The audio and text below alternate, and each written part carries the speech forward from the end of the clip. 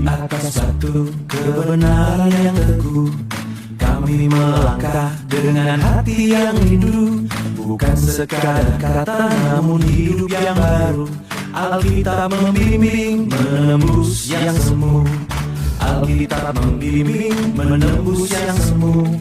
Dalam Alpetra visi itu berpijar.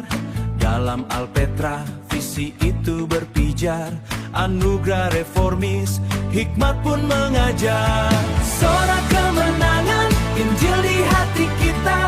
Transformasi nyata, kedaulatan Raja. Bersama melayani dalam terang kasih-Nya. Alpetra Ministry memuliakan namanya. Reformis sejati, Injil yang murni, membawa terangmu negeri ke seluruh negeri. Kedaulatan agung, rencanamu sempurna. Di tengah badai kami takkan menyerah. Anugerah melimpah bukan karena jasa. Injil murni, jiwa pun berjasa. Anugerah melimpah bukan karena jasa. Injil murni, jiwa pun merdeka. Langkah yang mantap dalam kebenaran-Mu, menjadi saksi terang bagi bangsaku. Sorak kemenangan, Injil di hati kita. Transformasi nyata, kedaulatan Raja.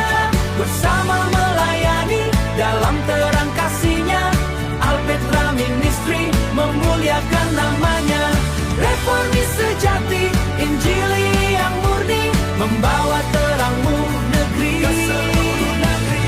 Dari hati ke hati, dari generasi ke generasi, Kebenaran hidup, membawa revolusi.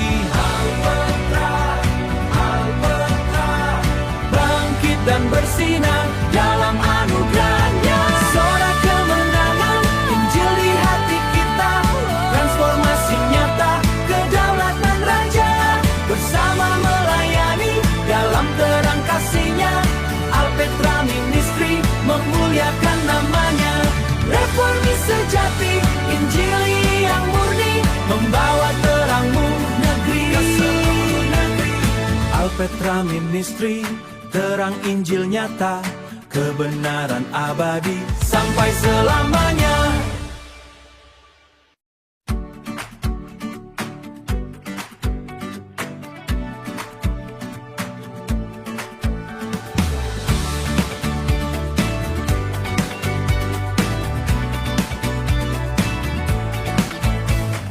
Di atas batu kebenaran yang teguh, kami melangkah dengan hati yang rindu.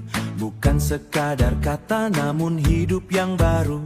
Alkitab membimbing menembus yang semu. Alkitab membimbing menembus yang semu.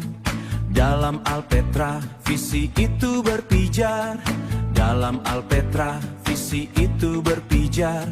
Anugerah reformis, hikmat pun mengajar. Sorak kemenangan, Injil di hati kita. Transformasi nyata, kedaulatan Raja. Bersama melayani dalam terang kasih-Nya. Alpetra Ministry memuliakan namanya. Reformis sejati, Injil yang murni, membawa terangmu negeri ke seluruh negeri. kedaulatan agung, rencanamu sempurna. Di tengah badai kami takkan menyerah. Anugerah melimpah bukan karena jasa. Injil murni, jiwa pun berjasa. Anugerah melimpah bukan karena jasa. Injil murni, jiwa pun merdeka. Langkah yang mantap dalam kebenaran-Mu, menjadi saksi terang bagi bangsaku. Sorak kemenangan, Injil di hati kita. Transformasi nyata, kedaulatan Raja. Bersama melayani dalam terang kasih-Nya. Alpetra Ministry memuliakan namanya. Reformis sejati, Injil yang murni, membawa terangmu negeri ke seluruh negeri. Dari hati ke hati, dari generasi ke generasi, Kebenaran hidup, membawa revolusi. Alpetra,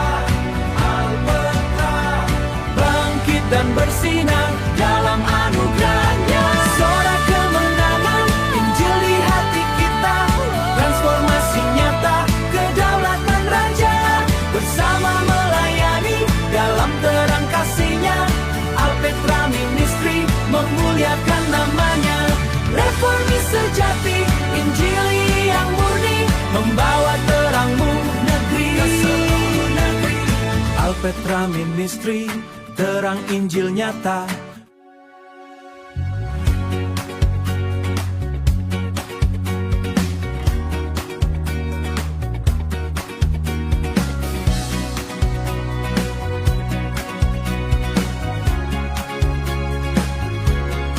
Injili, Alpetra Ministry, Reformis, Alkitabiah, Injili,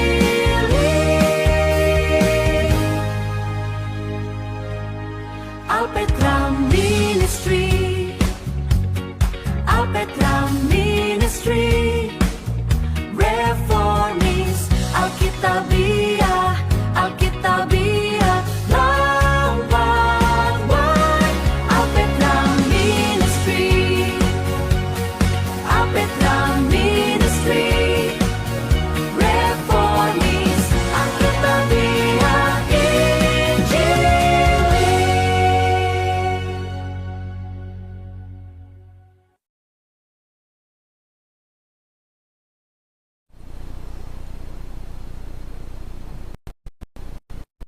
Shalom. Selamat malam. Di kesempatan ya di minggu pertama di bulan Juni 2026. Sobat Alpetra, tentunya sukacita kita ya di Alpetra Ministry ini, karena Alpetra Ministry tetap akan menyajikan sesuai standar Alkitab, Reformis, dan juga Injili. Gitu ya Sobat Alpetra ya. Yang akan kita bahas tentang anarkisme moral dalam perspektif Kristen tentunya ya. Nah ini karena sudah menjadi sesuatu yang tidak tabu lagi gitu ya Sobat Alpetra. Banyak sekali orang yang juga membahas tentang ini ya. Nah, istilah anarkisme Kristen ini sebetulnya dipopulerkan oleh tokoh bernama Leo Tolstoy ya, dan juga ada yang lainnya ya seperti Deborah Day dan lainnya. Nah, tapi konsep teologis politik ini merujuk pada penolakan terhadap otoritas negara atau institusi manusia dan ditunduk secara total pada satu-satunya otoritas, yaitu Tuhan Yesus Kristus. Nah, hal ini sangat berbeda dengan anarki moral yang menolak segala bentuk hukum moralitas, baik dari manusia maupun dari Tuhan. Jadi, pandangan Leo Tolstoy ini tentang anarkisme itu berpusat pada anarkisme Kristen ya. Atau kenapa nih Leo Tolstoy itu menyoroti gitu tentang anarkisme Kristen. Ini jadinya sebuah filsafat moral ya, dan politik radikal yang menolak otoritas negara dan institusi agama demi hukum kasih Tuhan. Sobat Alpetra, Leo Tolstoy ini rupanya dia menulis buku di tahun 1894 yang isinya itu mengajukan argumennya tentang anarkisme Kristen ini ya. Jadi mengajukan argumen radikal bahwa ajaran sejati Yesus itu terletak pada kesadaran batin, bukan pada institusi gereja, serta menekankan non-perlawanan fisik sebagai kekuatan moral untuk melawan kejahatan. Nah, Leo ini mengkritik keras aliansi gereja dengan negara dan menolak militerisme dengan mengusulkan perlawanan tanpa kekerasan melalui pembangkangan sipil untuk meruntuhkan struktur kekuasaan yang menindas tentunya.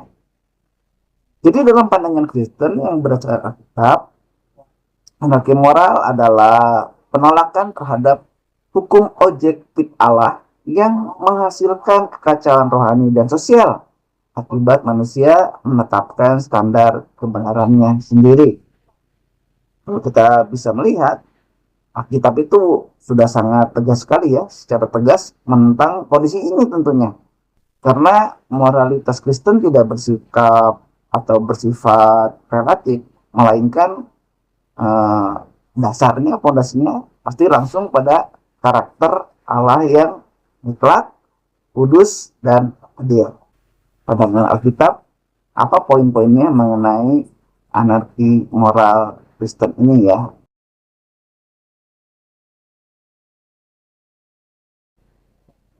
Persilahkan Sobat Apetra semuanya untuk berkomentar di kolom komentar yang sudah disediakan. Jangan lupa untuk kasih jempol ya, dan juga share sebanyak-banyaknya channel Apetra Ministry ini kalau ini menjadi berkat ya.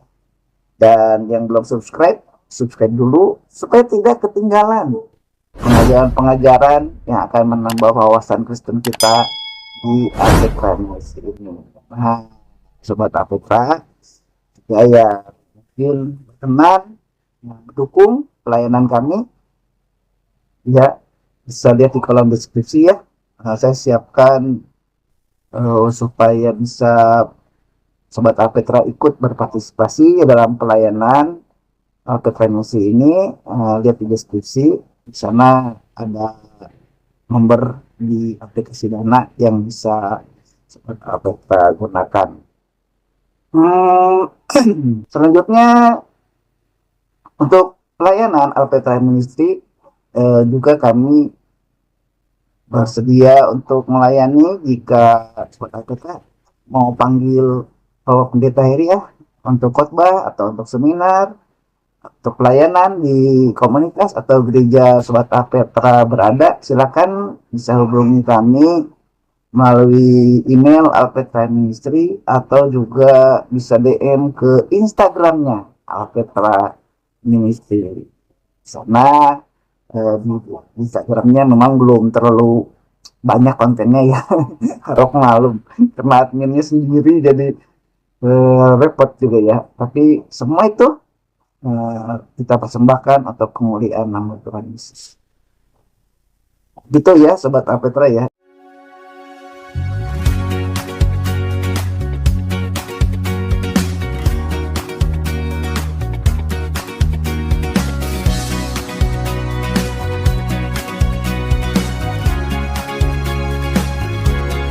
Injili Alpetra Ministry Reformis Alkitabiah Injili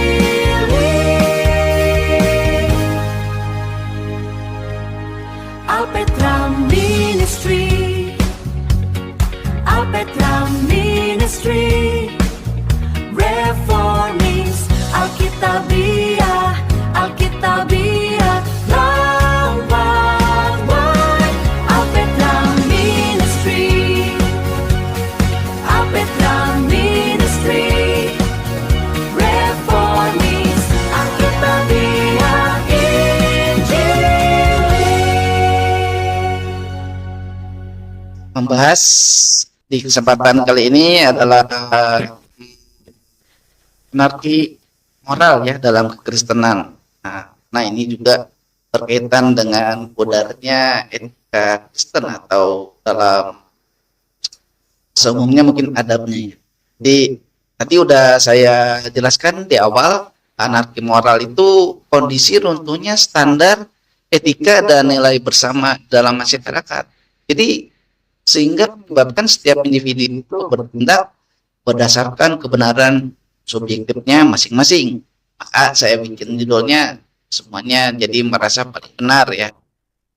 Nah, kondisi ini secara langsung menjadi juga penyebab utama pudarnya adab atau etika, sopan santun, atau yang bisa kita sebut keramah tamahan ya, apalagi di budaya timur katanya. Nah, ketika empati, rasa hormat, nggak punya malu juga nggak ada, kita berperilaku buruk, kasar, ini jadi seringkali dinormalisasi pada zaman sekarang itu dengan nama apa? kebebasan berekspresi. Ya kalau kebebasannya kebablasan juga nggak bagus kan ya jadinya ya sebenarnya. Nah, namun ya Alkitab mencatat bahwa periode sejarah nyata mengenai anarki moral ini terjadi terutama pada zaman hakim-hakim, Sobat Rapetra. Kalau Sobat Rapetra membaca di kitab hakim-hakim ya, itu banyak sekali ya yang berkaitan dengan ini. Nah, kondisi ini ya, digambarkan secara akurat ya di dalam misalnya dalam Hakim 17 ayat 6. Setiap orang berbuat apa yang benar menurut pandangannya sendiri. Di saat itu dan bisa jadi di saat sekarang dampak sosiologisnya adalah ketika hukum Allah diabaikan, kebenaran jadinya relatif. Jadi abu-abu juga ya, mana yang benar, mana yang salah. Nah, saat itu jadinya akibatnya muncul penyembahan berhala, ada kekerasan, ada penindasan, dan keruntuhan masyarakat secara total ya. Kalau Sobat Alpetra membaca hakim secara keseluruhan, nah itu bisa digambarkan seperti itu di sana ya. Tentu saja bagi umat Kristen moralitas bukan hasil kesepakatan sosial atau juga tren zaman, melainkan berpusat pada Allah. Ini yang kita sebut dan kita kenal istilahnya teosentris. Jadi kebenaran ini mutlak ya. Alkitab dipandang sebagai wahyu tertulis yang memberikan batasan moral yang jelas antara yang benar dan yang salah. Lalu bagaimana dengan standar moral kalau kita lihat dari karakter Allah? Kan waktu di zaman perjanjian lama itu sudah dibuatkan ya perintah-perintah Allah. Kita kenal dengan 10 hukum Allah ya, atau Ten Commandment, 10 firman. Nah, ini perintah-perintah Allah ini atau aturan ini bukan aturan yang sewenang-wenang, melainkan cerminan dari esensi dari Allah yang kudus. Oleh karena itu, menolak standar tersebut berarti menolak Allah sendiri. Gitu kan? Tapi jangan heran, ini semua terjadi karena memang akibat kejatuhan manusia ke dalam dosa. Anarki moral bisa disebut atau bisa jadi merupakan ekspresi langsung dari natur manusia yang telah jatuh dalam dosa. Jadi keinginan dosa itu begitu kuat ya, sehingga karena sudah benar-benar menyatu ya menjadi naturnya manusia dosa ini, maka ekspresi anarki moral itu muncul dengan alami ya, bahasanya gitulah ya.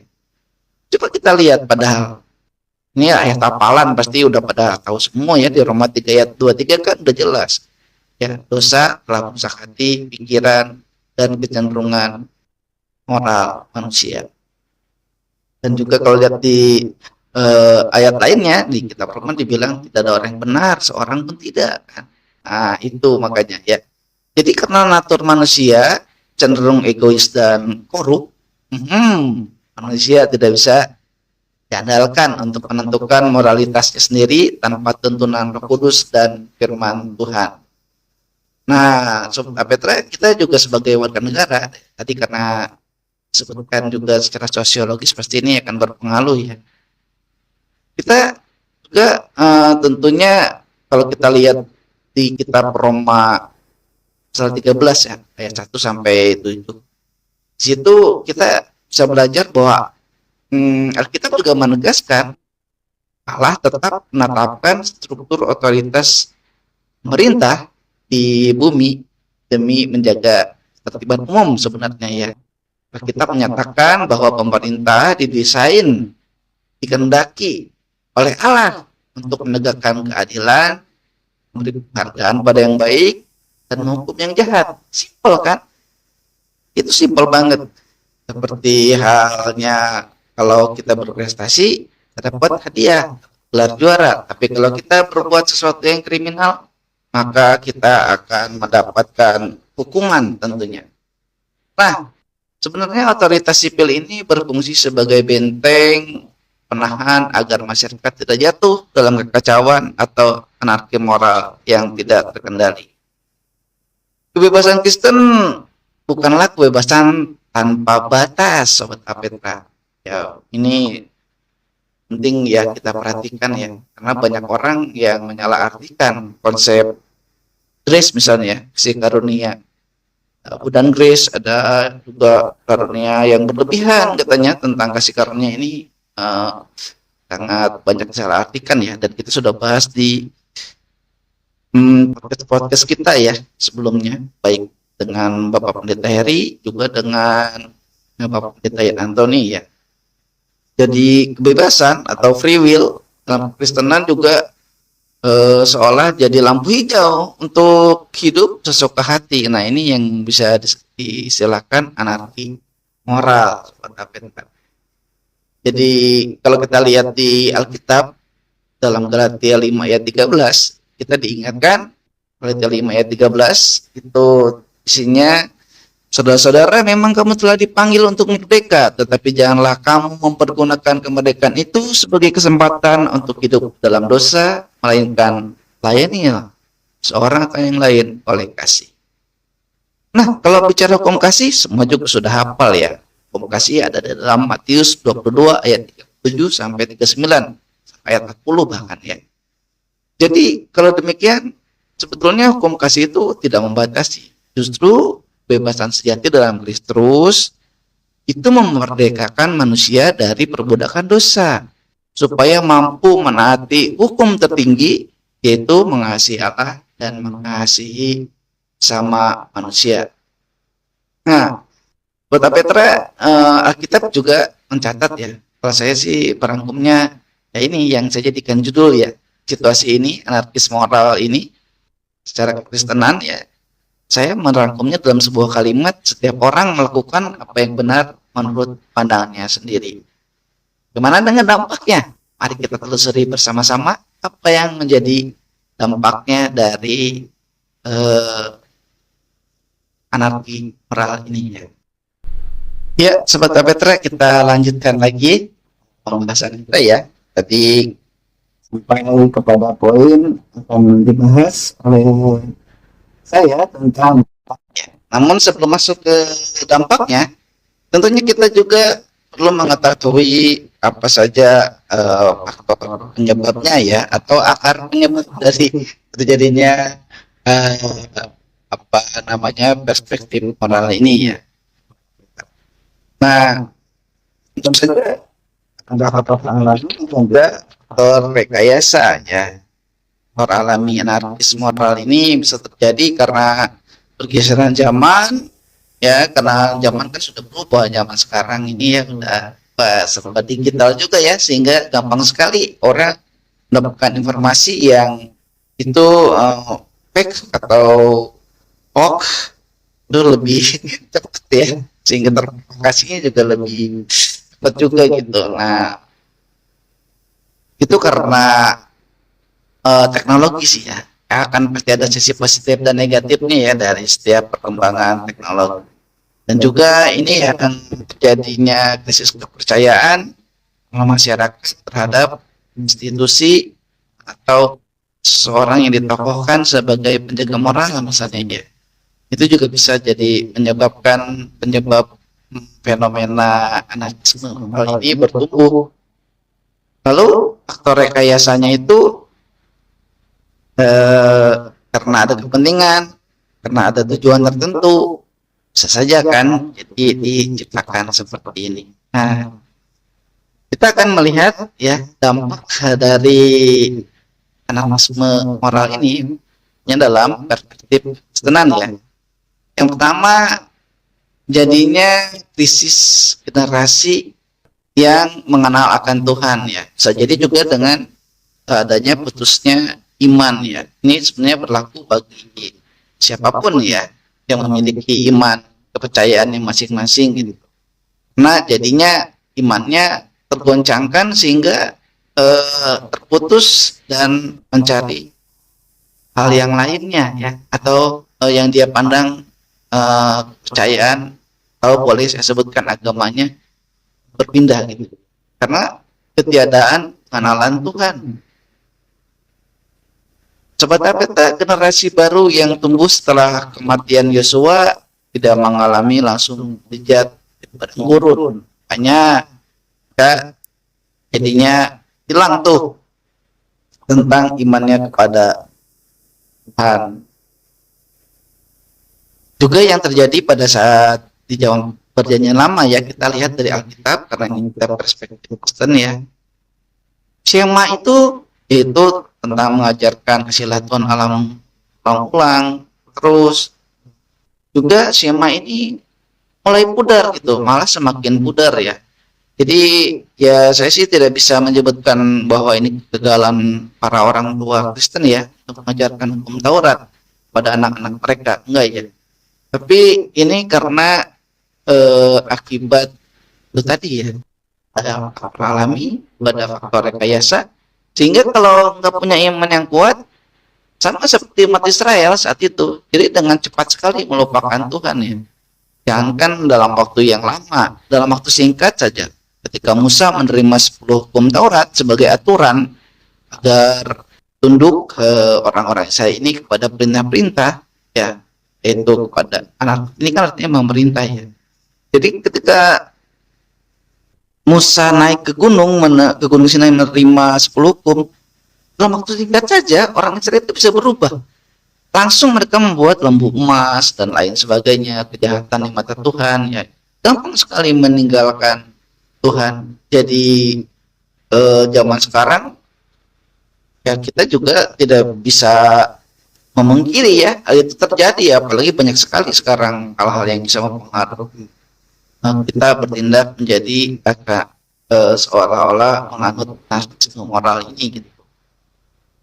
Sinkretisme agama yang di dalam Perjanjian Lama itu Israel meniru budaya lokal, pertanian mereka ya, dengan menyembah dewa Baal misalnya, mencampur adukan ibadah yang sudah diajarkan sebetulnya, jadi patokan, jadi aturan, campur adukan dengan Baal ya, dewa-dewa Asytoret misalnya, dewa Baal gitu.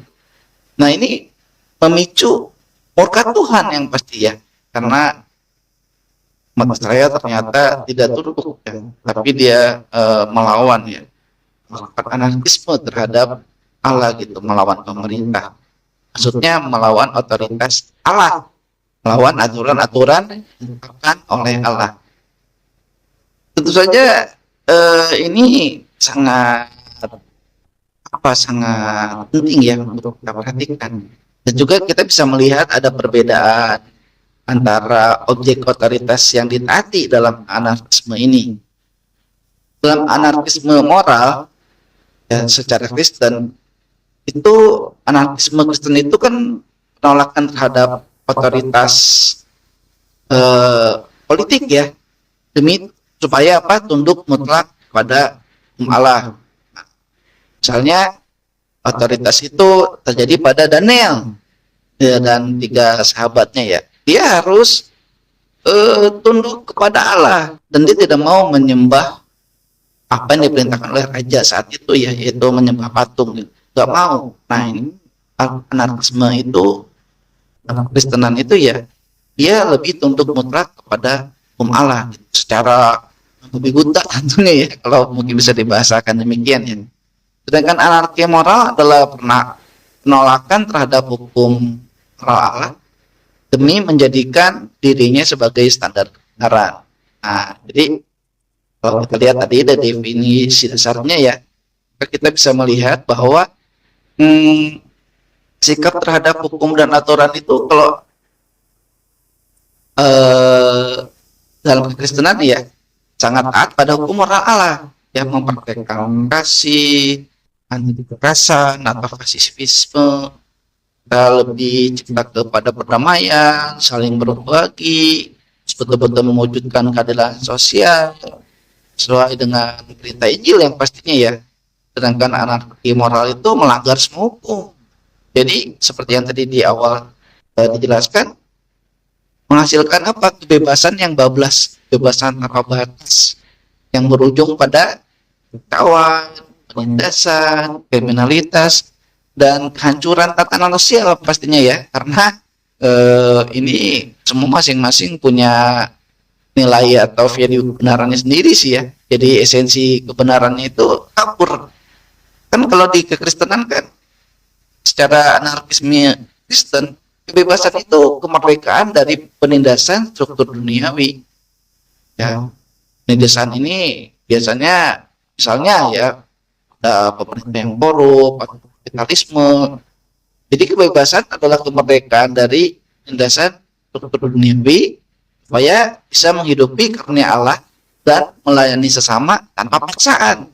Itu anarkisme Kristen ya dalam esensi kebebasan. Tapi kalau anarki moral kan kebebasan adalah penguasaan hawa nafsu, hawa kedagingan secara liar ya, dan penolakan terhadap segala bentuk pertanggungjawaban kepada pencipta, kepada Allah sendiri. Menghadapi hal ini tentunya tidak mudah. Hadapi anarkisme moral bagi iman Kristen ini memang juga tidak mudah ya. Jadi seperti yang tadi kita lihat ya dalam hakim misalnya ya, setiap orang berbuat apa yang benar menurut pandangannya sendiri. Nah, sebuah pandangan yang menolak adanya otoritas, moral objektif, moral mutlak, di mana setiap orang menentukan sendiri apa yang benar dan salah, itu kita bisa menggali ya dalam perspektif Kristen pasti ada solusinya ya. Dan juga bukan hal baru ya. Kembali saya tekankan bahwa dalam hakim terutama ya, bisa kita lihat contoh anarkisme moral yang terjadi ya, dan tetap lain pun ada hal seperti itu. Nah, bagaimana mengantisipasinya dan solusinya? Saya juga bukan ahlinya ya. Saya akan coba menjelaskan pada sobat APTK. Jadi kalau sobat APTK ada masukan juga, boleh nih bantu ya supaya kita bisa menjadi berkat ya sesama. Baik, untuk mempersingkat waktu, yang pertama solusi dan antisipasinya pastinya mengembalikan otoritas mutlak pada firman Tuhan. Ya, kebenaran itu jangan dianggap relatif ya. Kalau iman Kristen menegaskan bahwa ada kebenaran objektif yang bersumber dari Allah sendiri. Jadi segala tulisan yang diilhamkan Tuhan, segala tulisan yang ada dalam kitab kita, dalam Alkitab janjian lama dan janjian baru, itu bukan sekedar panduan kuno, melainkan firman hidup yang menjadi standar absolut untuk menguji mana yang baik dan jahat. Jadi kita sama-sama menundukkan diri pada otoritas kitab suci, karena itu adalah langkah awal untuk kan anarki moral secara pribadi lepas pribadi. Lalu yang kedua, kita harus mengalami transformasi rohani dari dalam hati ya, reorientasi hati. Itu anarkisme moral kan seringkali lahir dari keinginan daging berdosa tadi yang menjadi naturnya manusia ya. Dan manusia jadi egois, sendiri. Intinya anarkisme. Solusi Kristen tidak mulai dari pemaksaan hukum luar. Dimulailah dari dalam. Mari kita sama-sama merenungkan bahwa melalui karya keselamatan Yesus Kristus, perbuatan yang sungguh, kalau istilahnya Bapak Pendeta Heri itu lahir baru ya. Jadi biarkan Roh Kudus bekerja memulihkan hati yang keras dan menuliskan hukum-hukum Allah di dalam firman manusia. Kalau baca di Yeremia 31 ayat 33, wah itu bisa dibaca ya sekali ayatnya ya. Sehingga dengan demikian seseorang menaati moralitas itu bukan karena terpaksa, melainkan karena kasih pada Allah. Ada reorientasi hati ya dalam hal ini untuk bisa transformasi hatinya ke kerohanian yang lebih baik dan lebih kuat. Yang ketiga, ayo kita sama-sama belajar untuk mengaplikasikan atau menjalankan hukum kasih sebagai kompas utama kita ya. Jangan cuma dengar terus hukum kasih Matius 22, 32, 39, jangan terus-terusan gitu ya. Tapi kita harus betul-betul melakukannya demi berdampak orang lain.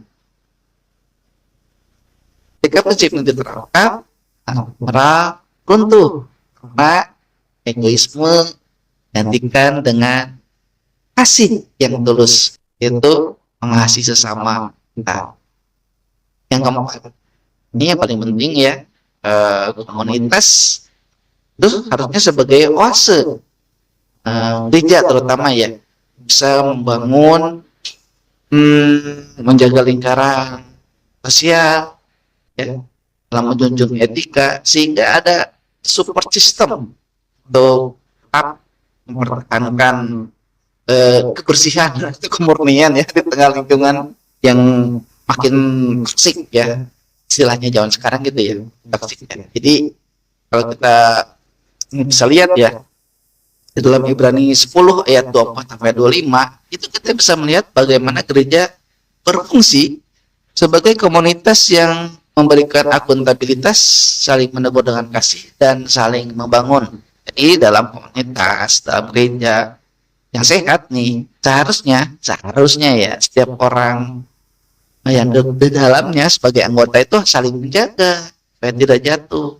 Kalau ada yang jatuh, ayo kita bangunin. Kalau ada yang mundur, ayo kita majuin. Gitu. Kalau ada yang sedang mengalami mungkin dia pergumulan, bantu ya. Kepedulian seperti itu sudah mulai kabur juga sih akhir-akhir ini ya. Ya setiap anggota harusnya menjaga ya, setiap jemaat, setiap kita menjaga cara hidup yang kompromi secara dosa itu supaya tidak jatuh ke dalamnya ya. Yang kelima itu kesadaran akan pertanggungjawaban. Anak moral kan berasumsi bahwa manusia itu yang tertinggi atas dirinya sendiri dan nggak ada konsekuensi kekal atas pilihan moralnya. Tapi kalau kita lihat Paulus menuliskan dalam 2 Korintus 5 ayat 10, iman Kristen itu mengingatkan bahwa setiap manusia pada akhirnya harus mempertanggungjawabkan hidupnya di hadapan tahta pengadilan Kristus. Ya, dan Tuhan mengatakan setiap manusia bertanggung jawab pada dirinya sendiri. Jadi itu ya, kesadaran akan adanya keadilan Tuhan yang mutlak di saatnya nanti akan menuntun setiap manusia untuk hidup dengan rasa takut akan Tuhan dan jadinya bertanggung jawab di masa sekarang. Sobat Petra, mengakhiri perjumpaan kita, bagaimana sih sebetulnya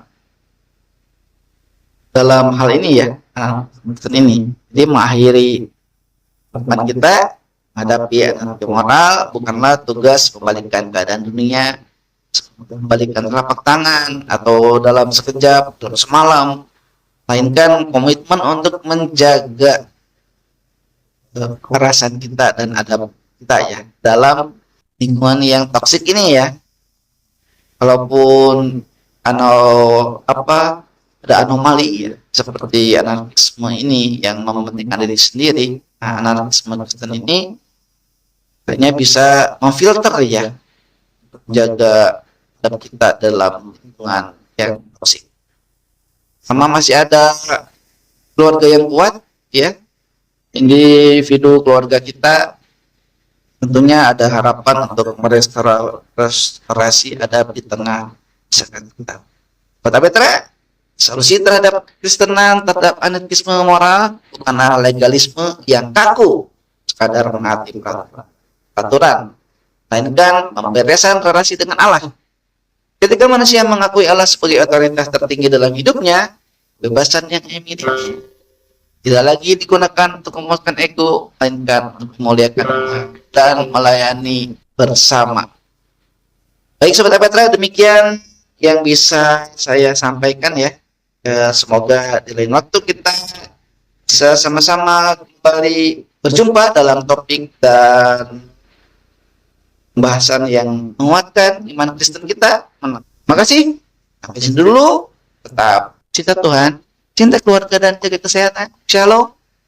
Maranatha.